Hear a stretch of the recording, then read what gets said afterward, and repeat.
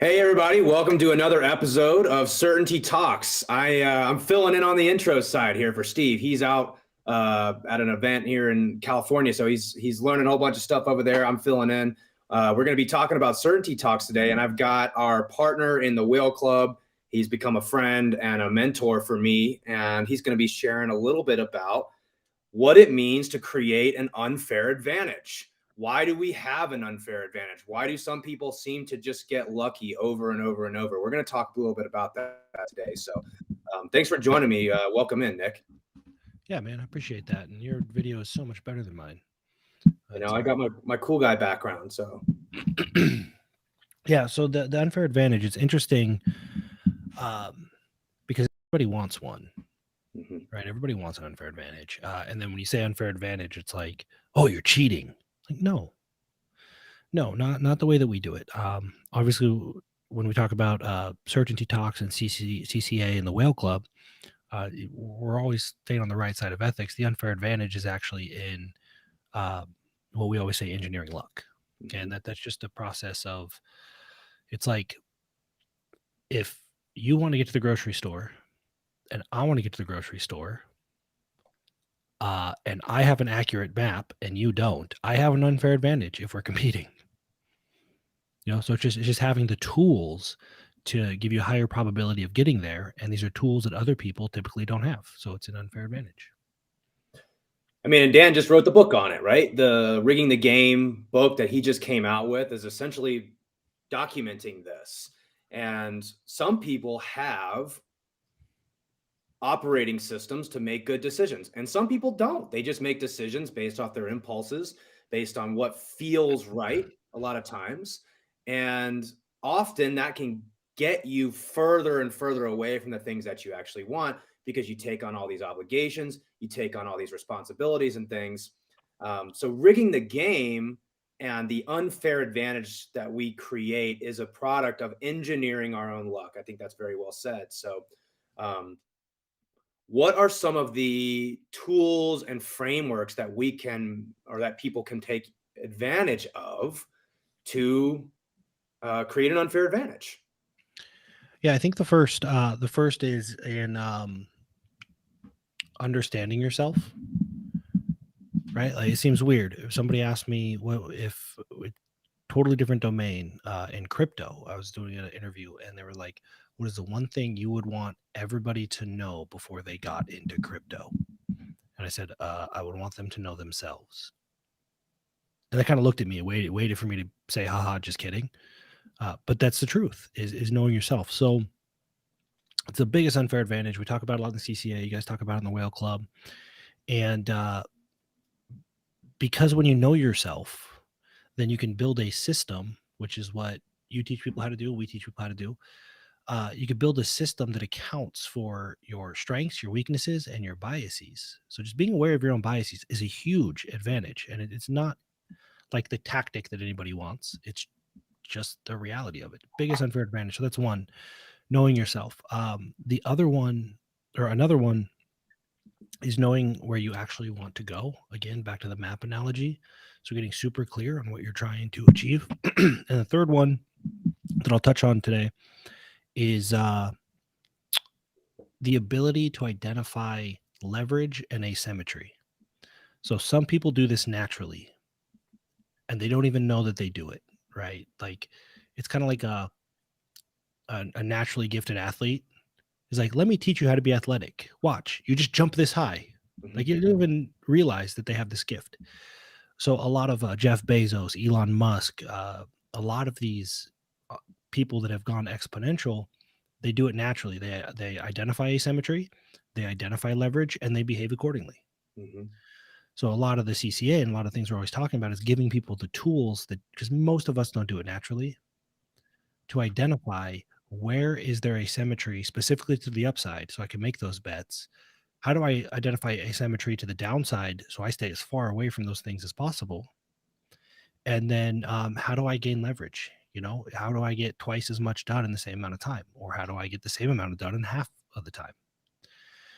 And so it's a gift that very few people have, and most of them don't even know that they have it. And you ever met somebody that, Instinctive. what's that? just instinctive. Yeah. Yeah. And they grew up weird because they can see things nobody else can see, and everybody thought they were crazy. And then they became billionaires. And Dan says this all the time. Once they're billionaires, they're eccentric and it's endearing. Right. But before that, they were just weirdos because they just saw things nobody else saw. So it's really just developing that muscle to identify some of those things. It becomes a huge unfair advantage. Yeah, and how can you identify asymmetry if you don't actually know what your game is? Oftentimes, so many people take off and they start asking, well, should I go invest in real estate, or should I invest in crypto, or should I start an online marketing business, or should I do this, or should I do that? And you're mentioning a scenario where the Jeff Bezos of the world, the Elon Musk of the world, they were weird before they were eccentric, which means they knew their game. They leaned into their unique disposition. And why do you think that is? That oftentimes folks have a hard time with that. They're trying to play somebody else's game. They're trying to get somebody else to tell them what they should or shouldn't do. Why do you think that is? I have some guesses. I don't want to say this matter of factly because everybody's got their reasons. One, we are as creatures, we like it's a survival thing to fit in. If you don't fit in, you're isolated and you're alone, and that's dangerous, right? So there's a little bit of a survival instinct to fit in, and then you have the way academia is built, right? It's everybody fall in line, stand in line, act the same. Um, it's the what academics does, and a lot of business coaches do this too, and it drives me nuts. Is it's convergent thinking, right? You take a test and there's one right answer and you show your work and there's a certain way they want you to show your work. So let's all converge on the same answer. That's what we were taught our whole entire life. Uh, the Jeff Bezos and the Elon Musks of the world, they're divergent thinkers. They're looking at they could look at the same answer or the same problem and go, there might be a different way to do this. All right, but that's kind of beat out of us when you're told this is a test, and if you don't do well, then you suck, and you got to show your work, and you have to show it the way we taught you. That's what we learn. We learn that we need to do the same thing as everybody else because that's how we're graded, that's how we're rewarded, and as we climb, right, you go to higher levels. Mathematics 101, 102, 103. We're getting rewarded for higher levels of complexity. Right? Hey, more complex. Great. Here's your PhD. And I get all that. But nowhere are we rewarded for simplicity, except for in the real world. But nowhere in institutions or, so a lot of the CCA principles, a lot of stuff you guys teach is really just finding simpler solutions to do the same thing. So everything about the way we are brought up and what we are taught is there's one right way to do everything. And if that's the case, you just look around and do what everybody else is doing. Because if there's only one right way to do it, then whatever is average is probably right, which we know is not true, but that's how we behave without knowing we're behaving that way. So it's a combination of wanting to belong. If we don't have a robust toolbox to microstep is what language that we use.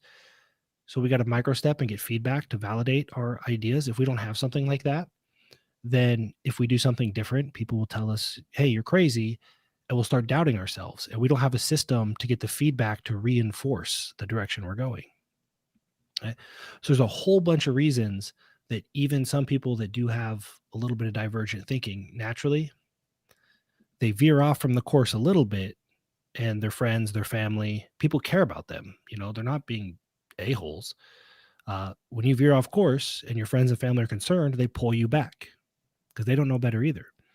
So we just have a world that is designed to keep us all kind of relatively doing the same thing, thinking the same way, and fitting in.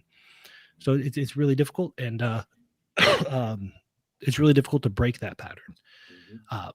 So all an unfair advantage means in this case is everybody is getting pulled to average. Okay? Just avoiding that gravity is an unfair advantage. Right. I mean, in the school systems, to be fair, are educating hundreds of thousands of people every single year. How are you going to design a system that optimizes for each person's particular strengths? That's really difficult. So what do? They have to force everyone inside of these boxes. So we've been conditioned ever since we were very, very little to play somebody else's game, to solve the problem the way that they want it solved. Show your work. If you don't show it how we taught you, right? Raise your hand if you want to go to the bathroom, kind of thing, right? It's like we're forcing you to do the things that we want, that they want us to do, because again, they have a problem. It's group indexing, as we say, right? So at the very beginning, we're off to a kind of an unfair start, right? So we don't really have any real opportunity until we get a little older and we start recognizing this divergent thinking. And so also we want to fit in, right? I like that idea of gravity that pulls you back to the mean. If you're feeling that gravity being pulled back to the mean, it's probably because you're getting further and further away, right? The further away you get, the stronger that pull becomes. And we all want to fit in. And you mentioned something else about biases. We all have biases.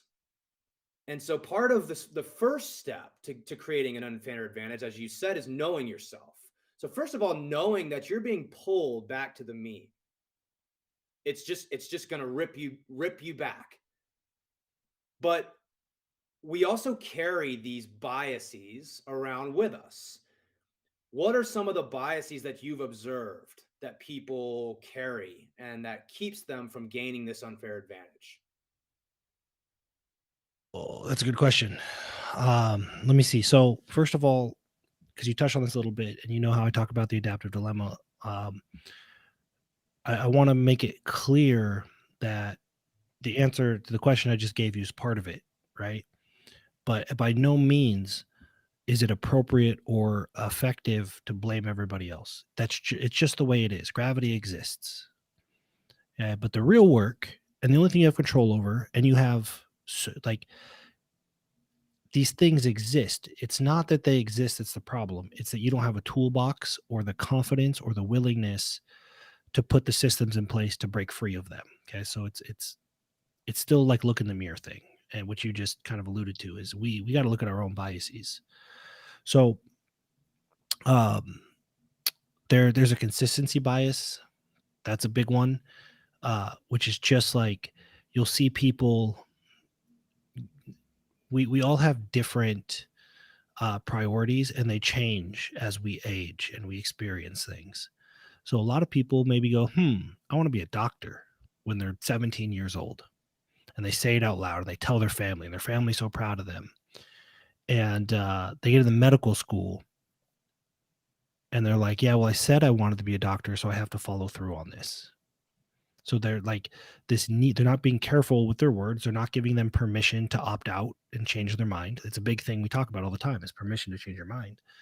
I know doctors that are 50 years old, and they're just realizing now that they knew they didn't want to be a doctor halfway through med school. And now they're in debt, and it's much harder to actually get what they want out of life because of this consistency bias. That's a pretty big one. We do it in a lot of ways. Maybe we have a 6-figure business, and then we have a month, and we're like, ooh, at this run rate, we'll be a 7-figure business. And then we go, I'm a 7-figure business owner. Right. And then to stay consistent with that, you start buying stuff that you can't afford because you're a 7-figure. You start making decisions as if you are that identity. And it's really hard to cut back because you're trying to stay consistent with this identity that you've created for yourself, or somebody else gave you. Right. It's a really good way that people manipulate you on sales calls and stuff. So they give you identity, and they know that your brain is going to fight really hard to stay consistent with that identity. So consistency bias is a big one. There's another one that's not. It's a disconnect. Okay, so Dan talks about this in the Well Club event that we did. So I would go there for the deep dive. I know you're going to post it in your Discord channel. So anybody watching, strongly recommend. the deep dive on this so you can recognize it in yourself. But it's the biggest one is having a disconnect between the words that you say, okay, because your consistency bias comes from the words that you say, and your behavior. Okay. So you have this identity, I really love spending time with my kids. It's my number one priority. But your behavior might be like, huh, you sure are staying at the office really late and going out with your friends drinking. And your behavior does not suggest that you really want to spend time with your kids. No judgment. I don't care what you want. But what I do notice is this gap. And in order to, even if we say, hey, look, consistency bias is a thing and I'm prone to it, we can actually use that to our advantage, but we have to change our words. We have to realize, okay, I actually want this. And then we have to be really honest with ourselves, close that gap. And then the consistency bias is actually helping us as long as our words matches what our behavior tells us we actually want.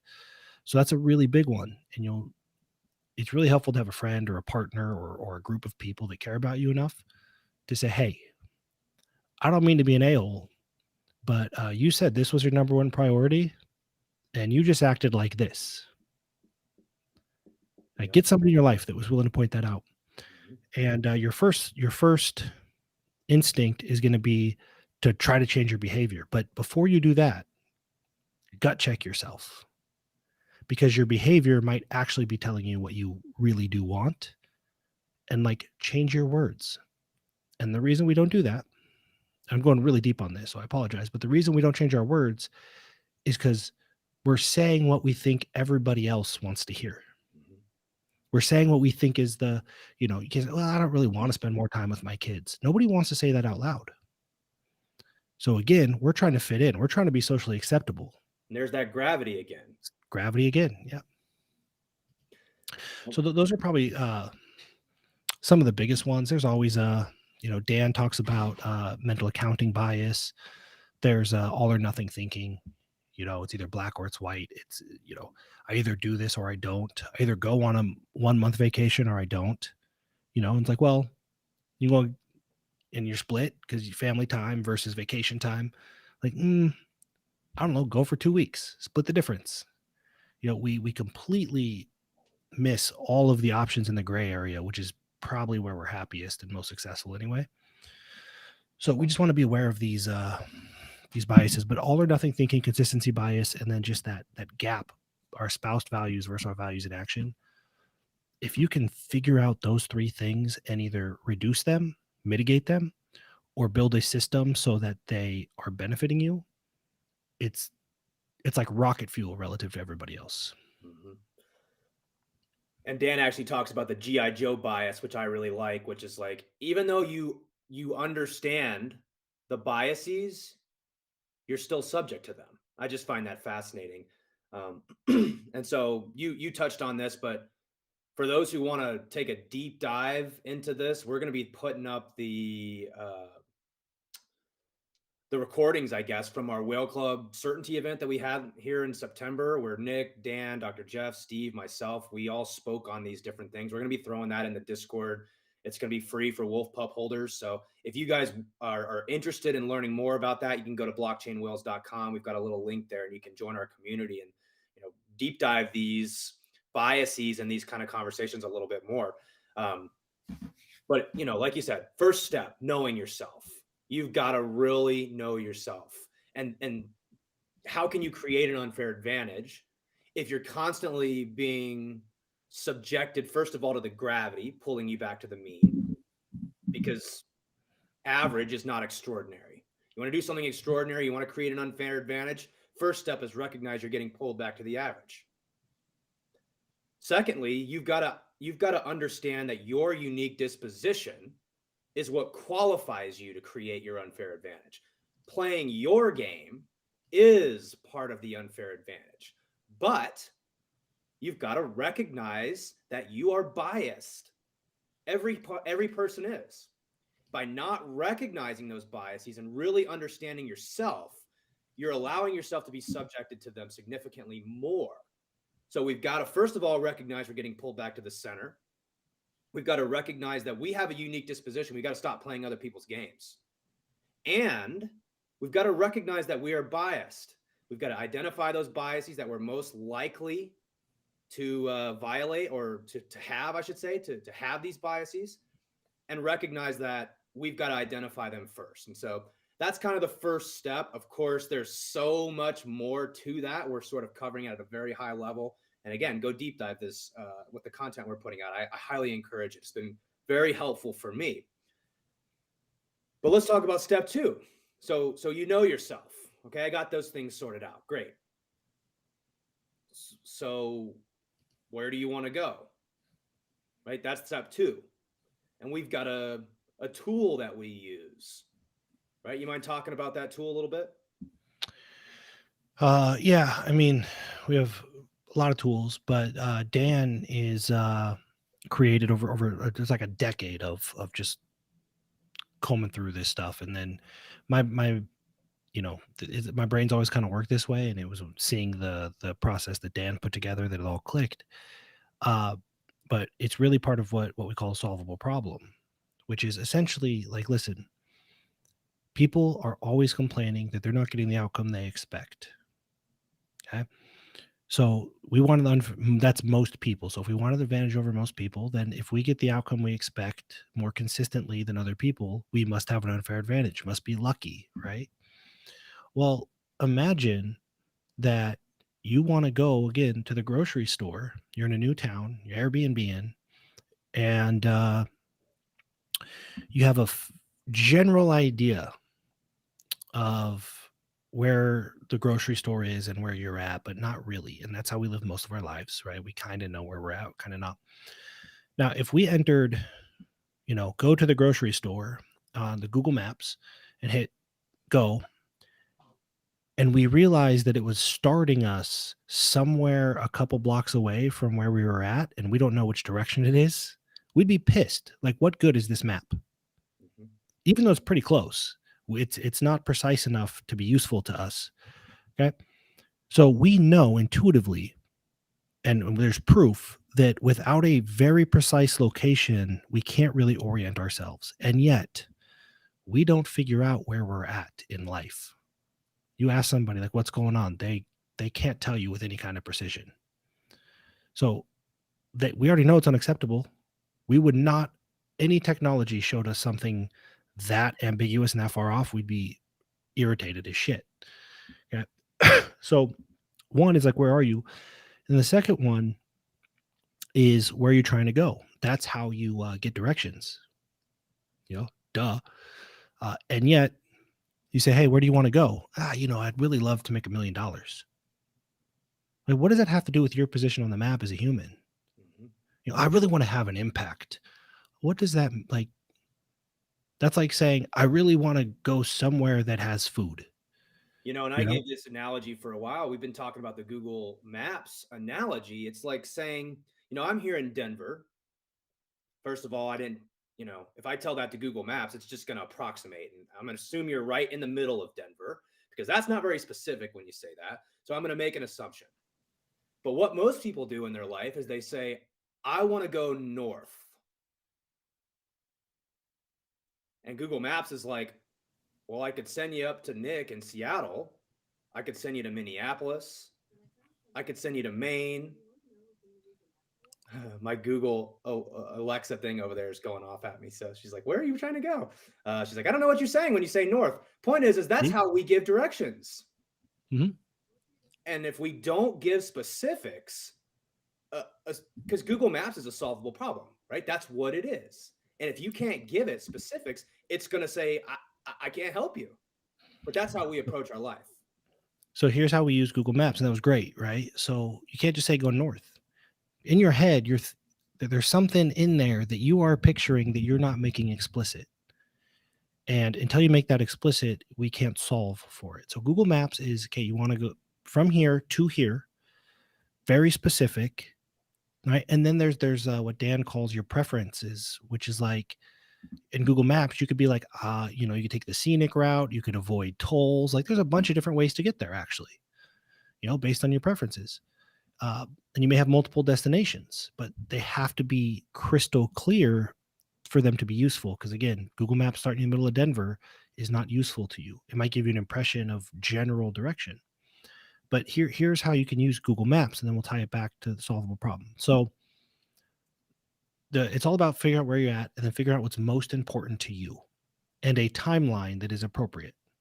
All right, and again, this is Dan's intellectual property, and you can see him talking about it in a million different places. Start at the Whale Club Discord, and then that informs us a few things that we're not always thinking about because we're humans and we're greedy and we just want more. We always think more is better.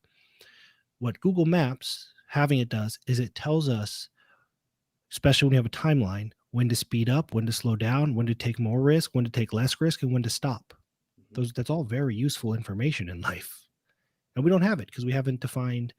So as an example, from point A to point B, if I Google Map and it's the most important event in my life, it is the one thing that I just cannot miss. It's just, my whole life is for my first child's birth or something, you know? And it's gonna take me 5 hours to drive there. And, you know, I'm told if I get there within 10 hours, I probably won't miss it. So this tells me that I can drive the speed limit safely, maybe stop every now and then, fill up the gas tank, yada, yada, yada, and I'll still get to where I need to be in a timeline that's appropriate. Mm-hmm. Now, if I'm told, hey, if you're not here in the next 4 hours, you know, you might miss it. Well, I might speed a little bit. I might run a yellow light or two. So I'm going to take more risk, but I know that I have to take that risk in order to get what I want. I'm not taking it mindlessly. Okay? Now, back to the first scenario, and I hope this is making sense for people. If I have 10 hours to get there and it's going to take me 5, every time I go over the speed limit, every yellow light I run, every time I let the tank run down, you know, to E because I'm, for whatever reason, I don't want to stop, I'm taking unnecessary risk. I'm going to get there if I play it safe. So any additional risk to get there faster is stupid. But that's how we run it, you right? speed and you get pulled over. Yeah. And you're gonna get delayed. And if it's an important event, which your solvable problem should be, you're trying to get where you're going. If Google Maps works out and says, hey, it's going to take you 5 hours to get there. And in your example, let's say you've got 6 hours to get there and it tells you you're going to get there in 5. The most risky thing you can do is to run yellow lights, because it's potentially going to keep you from getting the outcome that you want, which is to get where you want to get to safely and on time. You want to be there on time. So that's great. And I absolutely love that analogy because we can all relate to that. There's nobody anymore that gets in their car, that goes somewhere new, that does not plug that into Google Maps or some other application similar to that. So we're using the solvable problem in some areas of our life, but then we're completely blind to it in others. And what we call that is a bias, right? You're biased. You can observe it in one area. You could be a great Google Maps person, right? You use it all the time. You're never late because you're always using this. But in your life, you're running circles, right? You're trying to go from Denver north. And it's like, well, what does that mean? There is no defined point. I can't work out the most efficient way to get there with the least amount of risk, least amount of effort, because I have no idea where that actually means. It's just an arbitrary endpoint. And so what happens is we make decisions that oftentimes, we start heading east in an attempt to get somewhere. So the point is like, how do we actually create the Google Maps for our life? What does that look like? Yeah. Well, let me point this out real quick, because what most people are doing without this solvable problem is they're running red lights. They're pedal to the metal. They want more faster, right? Especially in business, like more faster. Yeah. In personal life as well, where it's like Dan does this all the time. I do this all the time. You probably do all the time. Where you look at people like, hey, if this is really the most important thing to you, like this is what your life is about, You can just actually cruise at the speed you're at right now and get there. And people are like, no, I want to go faster. Like, okay, so you want to behave in a way that is increases the probability that you don't get what you want in the name of more faster. Like, yes, that's how most people operate. So it's just important to realize that. So the process is one, getting clear on where you're at. That's a pretty long, you maybe put a link to the Certainty app in the Discord, and so people can find it. So if you go to the Whale Club Discord, you can find the app. But it's really getting clear on where you're at, which is this is how much. First, you start financially is probably the easiest way. This is how much I have, and this is how much extra I need in this timeline. And the way you find that out is you have a really honest conversation about yourself, or with yourself about what you're trying to accomplish, and you assign it dollar values. Right? I'm not going to go too deep into it because Dan explains it so much better than I do, but it's really saying like, okay, my number one priority, truly my number one priority is paying for my kids' college, and I have to do that in 6 years. That's going to be, maybe, I don't know, 90 grand or whatever. I don't know what college costs anymore. So now we have $90,000 in 6 years. Now, depending on where you're at, you might already be there. You might have 90 grand sitting in the bank. Cool. Funded. Priority number 2. But that's kind of the process, is really, this is what I need in this timeline. Now, the way that, in my opinion, the way that you create an unfair advantage is you don't be a greedy a-hole.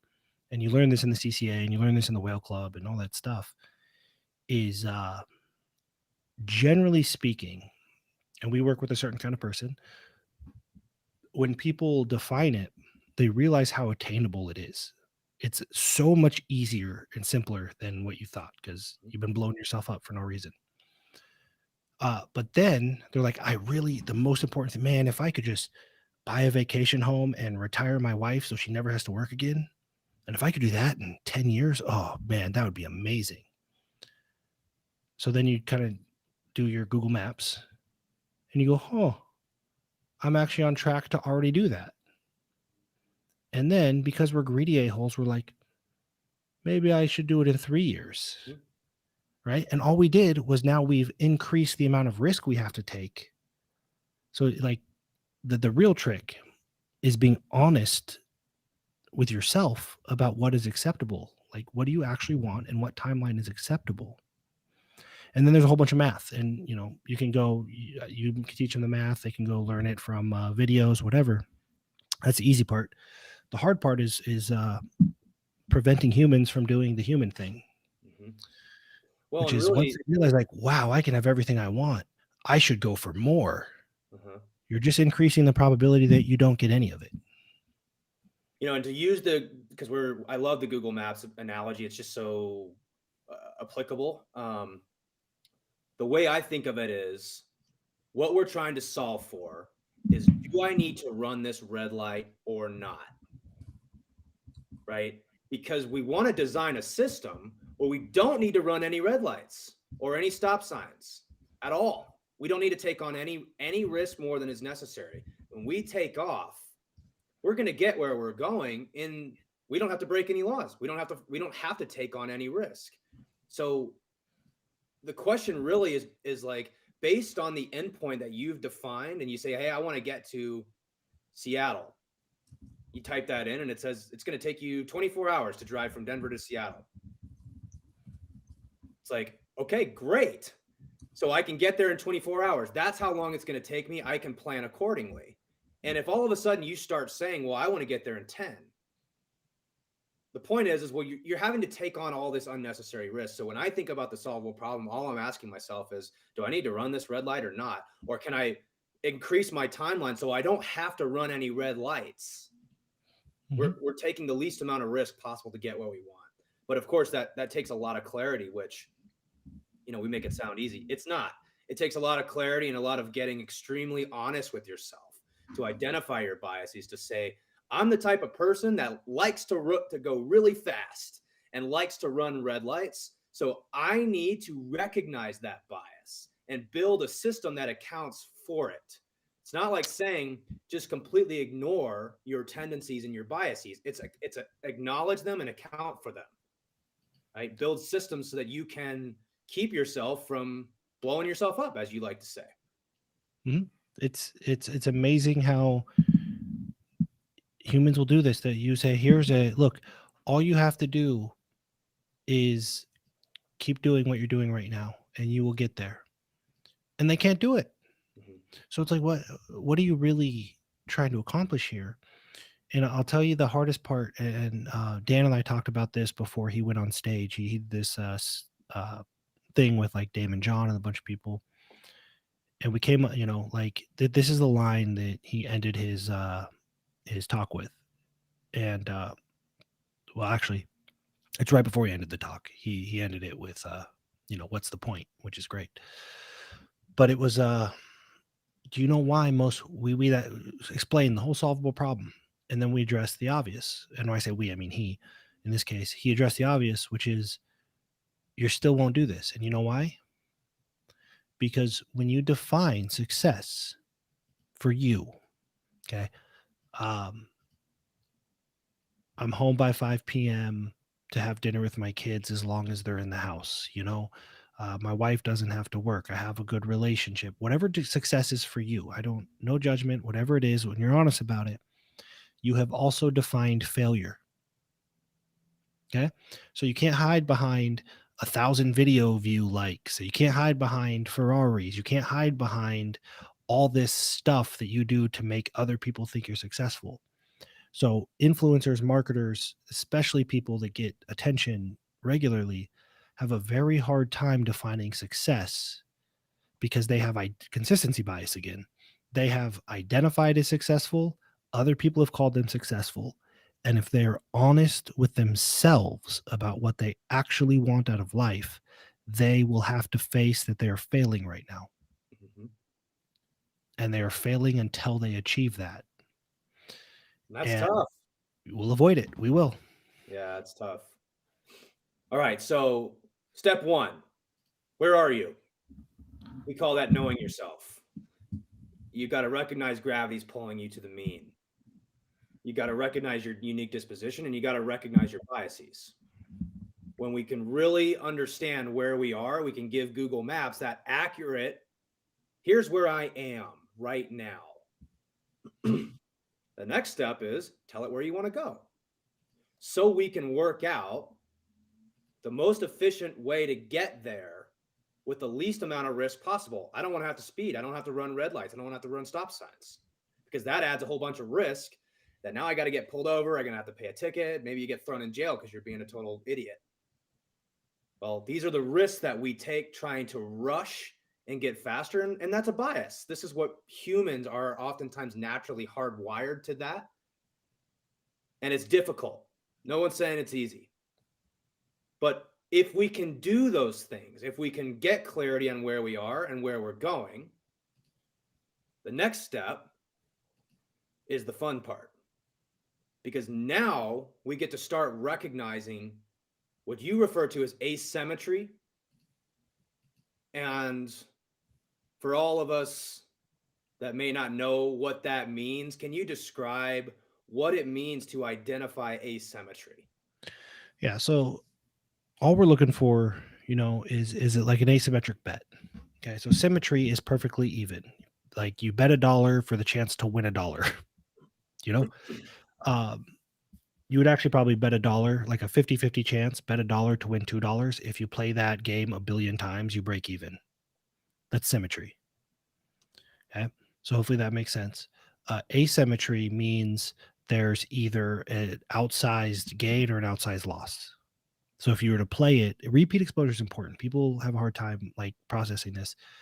The way you think about it is if I took this bet 100 times, right? What's the likely outcome? It's almost like an expected value thing. So Jeff Bezos, he says all the time, you have a 10% chance to win, and it's a $100 bet with a 100x outcome. You take that bet every time. That means that you can bet. It's what people would call a moonshot. Your small bet has potentially huge gains. That's asymmetry to the upside.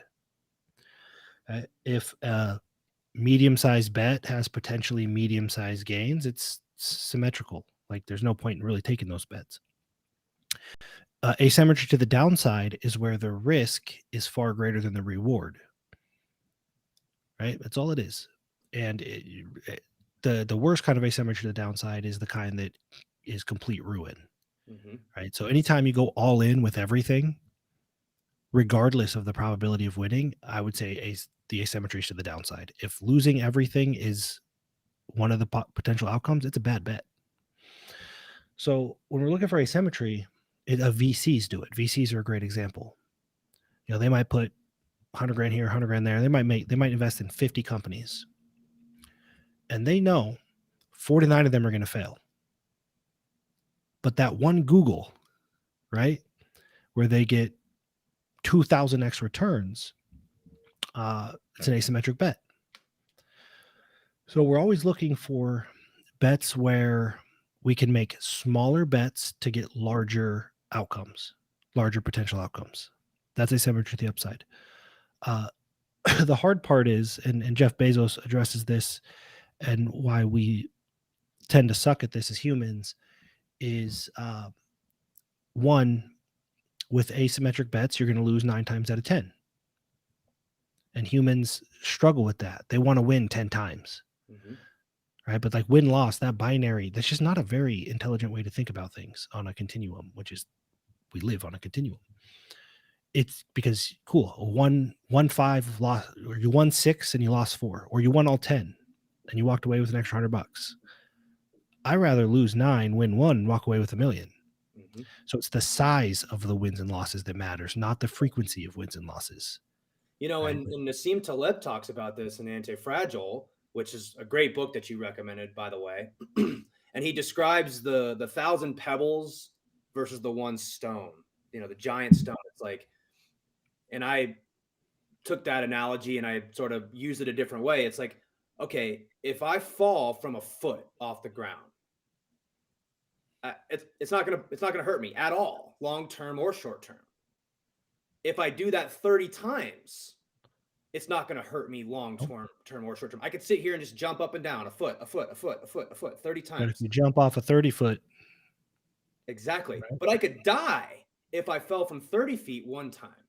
It's the same idea with, you have a great analogy with Russian roulette. You mind explaining that story? I think that really hits it home. Yeah, it goes back to complete ruin. So we can say, there's a couple concepts here coming together. There's an expected value, and then there's a risk reward, and then there's a repeat exposure.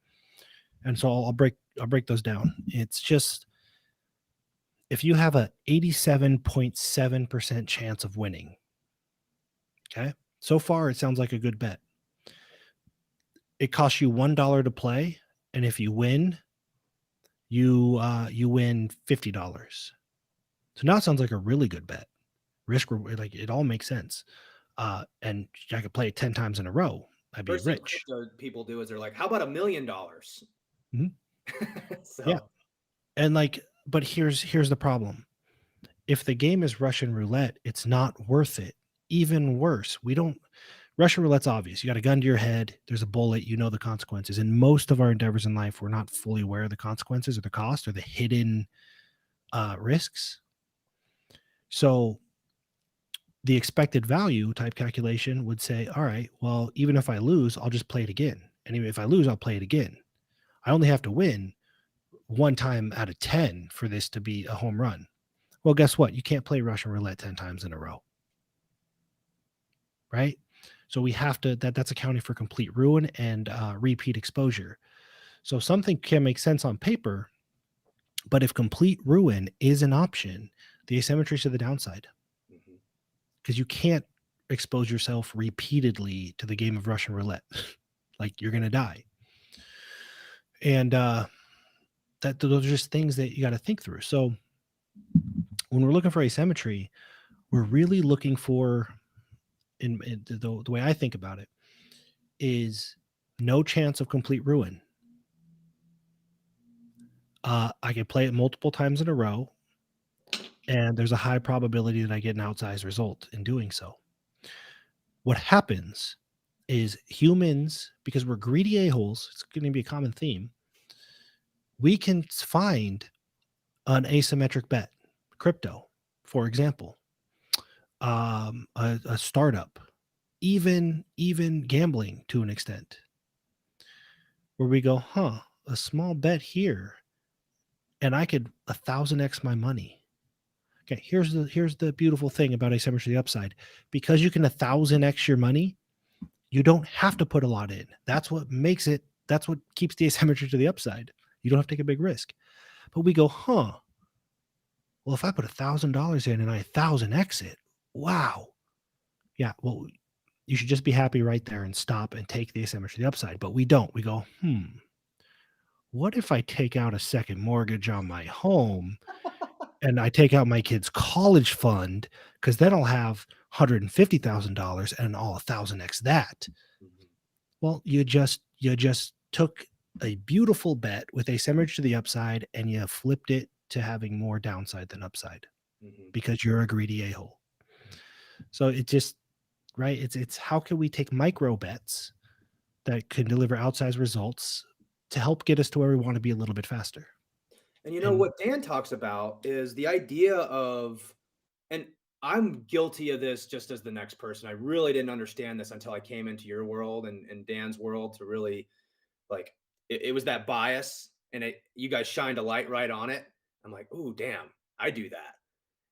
You're looking at opportunities because someone asked in the comments, and I want to touch on this. Let's talk about a real world business example, maybe that one that you've been through. But first, I want to tell this the idea that I got from Dan, which is when we're evaluating different options.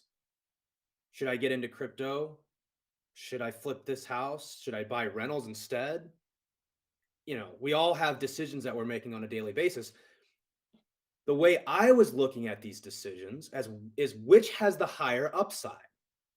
Which one can make me more money?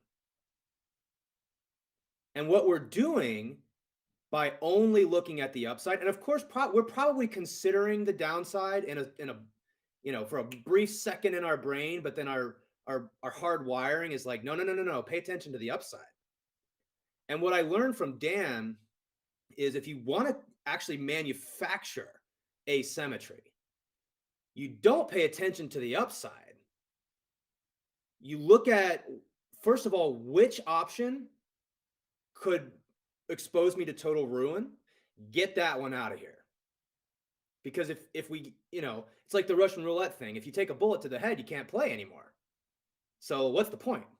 So first of all, get rid of anything that has a chance to potentially ruin you. And then what he taught me how to do is look at these options and say which has the least amount of downside. Because if we can just eliminate downside, all we're left with is upside. But instead, what we do is we say, but this one has more upside. But what you're not accounting for is the downside. That's how you manufacture asymmetry. It's not by trying to, make more money in this area or, pick the right coin and hope that you picked right. It's like, how do we take risk off the table so that all we're left with is upside? I think you're on mute.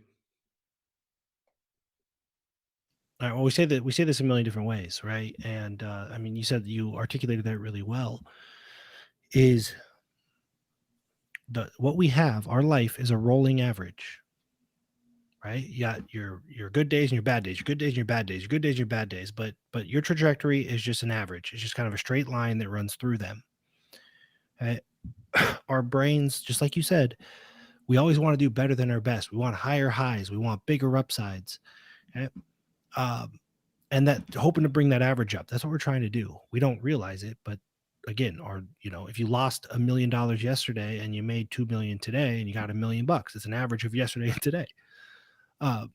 So we're just trying to bring that average up. The fastest way to bring an average up is to get rid of the floor or raise the floor. It's the easiest way. It's like, instead of doing better than you've ever done before, like, just stop doing dumb stuff for a while. And that's the equivalent of, Dan has a highest month paradigm. He's got removing the zeros. There's all these frameworks. And it's all a version of, hey, if you just eliminate these bad decisions, like think back, anybody that's over like 25 years old, if you just think back and like, man, if I would have avoided these pitfalls where I dug this huge hole for myself, you know how far along I would be right now? Mhm. And yet moving forward, we never think, how do I avoid these pitfalls? Right? We're always You, thinking, just like we were as kids, more is better. you and So Dan and Dr. Jeff call it take your foot off the brake, right? yeah. Um, let's talk about a case in point, because I actually was just reading a couple of things that you're throwing in the Telegram right before we got on this call, and you were talking about case in points from previous businesses that you've been with. Can you share a case in point where you've been able to manufacture this asymmetry? Yeah, let me so one of the ways that Dan and I are different is, and one of the reasons that he's such a valuable human and there's so much synergy, um, I am probably more likely to recognize it where it's already there, whereas he's more likely to engineer it and manufacture it. And together we do a little bit of both, right? Because that's always the goal. I would say, well, I have I have a whole crypto ecosystem. Crypto's a great one. So I'll just give you an example of when I started the Wolf Den. I was When I was first investing in crypto, I knew I would be like, uh, "Hey, find me a scam." I'd throw money in it just see what it's like. So already these bets are, I'm expecting to lose money. So I'm in a state of like already kind of engineering this upside. Uh, and then I was like, I got to figure out how this works. My initial investment into the Wolf Den, actually building the Wolf Den, and which is now the Garden Academy and all that stuff, it was $900. It was $900. So we sat Pretty there and low said, okay, downside. yeah, what's the potential downside? I lose $900. I'm throwing $1,000 a day away anyway on purpose to learn how to identify scams. So the risk was non-existent. It was already built into what I was doing, uh, and the upside was nearly infinite. And we're still exploring what the upside is. So it's just being able to identify. I can tell you right now that, in my opinion, and this is I'm different than like you and Dan are a little bit different than I am, personality wise and playing your game and stuff. You're both higher fact finders, like you're both more detail oriented than I am. Uh, so, like in recognizing things, I can tell you that most people are sitting on a ton of asymmetric bets with the behavior they're already doing. Why is it low downside? Because you're already doing it. There's no additional downside. If they could recognize it and just figure out how to like reframe it or reposition it, uh, you know, people that are doing video every day just because they love doing video, you know, make a call to action on the end of one of your videos. That's an asymmetric bet. You don't want to because you don't, but worst case scenario is not that bad. And you're not you're not spending a bunch of time doing something you're not already doing, and there's a potential upside. What if you make a call to action? Like, hey, if I do these videos for free, but I'd consider doing a paid course. Let me know if you're interested. And you get 10,000 comments. People want to pay you money. Mhm. That was an asymmetric bet. Just, it doesn't always have to be money for money. So a What lot you're of people saying have, is take a micro step, right? If you want to create asymmetry, you take micro steps, because again, it's the idea of falling from a foot versus 30 times versus falling from 30 feet one time. If you take that big giant leap, you may not get up, right? So instead, if you can just micro step these things down, well, what does it cost? $900? Let's throw it out there. What does it take to just add a CTA on the end of your call? I mean, it doesn't cost you much, right? These are micro steps that we can take where the downside is very low, but the upside is we get information. Mhm. We recognize the next step, right? All the things, maybe you hit 1,000x on one of your decisions because you got lucky. This is what we mean by engineering luck.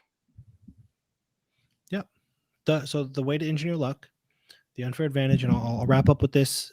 And if if you want to deep dive on it, just go to the website, the Blockchain Whales website. There's a ton of videos. Go down the rabbit holes, get in the Discord, ask questions. I know Paul really well. I know he's going to deliver on it. But it's this simple, and it's simple, not easy. Don't decide too far ahead of time what it needs to look like. As soon as if you say to me, yeah, well, the way that I'm going to reach my goal is I'm going to do this, and in 5 years, this exact thing is going to happen. That's a very fragile plan, right? Because everything's going to change. The likelihood that exact thing happens is not very good, but you're not being receptive to all the other areas. So it's don't try to decide too far in advance how it's got to happen, and stay in the game. That's really it. And as long as you have a solvable problem and you're always working in the right direction, it's just a matter of taking. So when you see asymmetric bet, if you believe Bitcoin is going to $10 million, cool, put some in. Don't put so much in that when you find out Bitcoin's going to take a little longer than you thought, that you have to blow up your whole life and now you've taken 10 steps backwards, right? So that's what I mean when I say stay in the game. Just micro step, keep all options open, prioritize, keep the main thing, and you start getting lucky, as far as everybody else is concerned anyway. You're muted. Aha. Now you're muted. Haha. I was like, what? Yeah. So that's why some people get lucky over and over and over and over, because they make bets and they're losing a lot. But you don't see those losses. You see the ones that they got right. But every time they lose, they're still able to keep playing the game. Well, they're losing, just to clarify, because I agree, but they're losing a little bit with a high frequency. Correct. You know? Much better said. Yep. So let's recap. You want to create an unfair advantage in your life. You can't do that unless you know yourself. You know your game. You know where you are on the map. You have to do that by identifying biases. You have to play to your unique disposition. You can't play other people's games. You have to also recognize there's this gravity that's pulling at you. That's what you're feeling as you're moving further and further away from the center, as you're becoming more and more extraordinary. We call it the two tyrants of leadership, with scrutiny and expectations. Just recognize that gravity and know you're moving in the right direction. The stronger the pull, the further away you're getting from the mean, typically. So know yourself. Second is you got to know where you're going. We use the solvable problem. Dan has done such a good job. It is literally as simple as just go to certaintyapp.com. We'll have the link in the notes here. It's on the Discord if you want to come in there, but you can just type in certaintyapp.com and literally just go put in the numbers that it prompts you. It's super simple. That will tell you whether you are running speed limits or running stop signs or not. It might say you need to account for a longer time horizon, or maybe you don't need to do anything differently. Just keep driving the same speed that you are right now and don't take on any extra risk, because you're going to get there in time. And also recognize that your human biology is going to tell you, ooh, but what if I could go faster? That's a bias. Recognize that that's coming.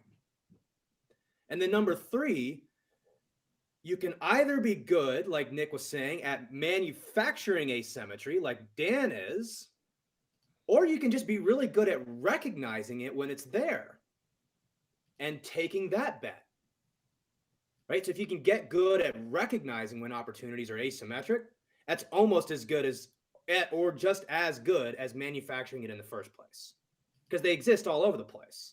It's just about taking advantage of those things. Anything else you want to add there, Nick, on the unfair advantage? I'll add this just to tie it all together, just to make it all super clear. So you might be sitting there thinking, and I'm going to wrap this up for you. Like, people will think, so you're telling me the unfair advantage might be to like just slow down. What kind of horseshit is that, right? And yeah, if you're honest with yourself, because you're going to increase the probability that you get the thing that matters most to you. Okay. And after a few years, you're going to realize you are one of the very few people on the planet that in a few years accomplished something that really mattered to them. To the rest of the world, you are moving at fucking light speed. Yep. Okay? That's the big thing. It's like, yes, you're going to feel like, oh, I'm not doing anything. I should be pushing harder. But to the rest of the world, you're doing the impossible because you didn't get pulled over. You didn't get in an accident. You didn't run out of gas. You didn't, and everybody else is. Right? A little bit of tortoise and hare stuff, but not to that extreme. So just recognize that. Mhm. That's all. All right. Well, thank you to everybody for listening up. Thank you for Nick for joining today. I thought this was a really good conversation on what it means to create an unfair advantage for yourself. It's as complicated as getting to know yourself, knowing where you're going, and recognizing asymmetry when it presents it. There's a bunch of nuances to that. If you guys want to deep dive and go down the rabbit hole, like I said, we're going to have a whole bunch of videos from our certainty event where we talk about these specific things. Are going to be on our Discord. You can get that link at blockchainwhales.com. And we'll see you guys next week.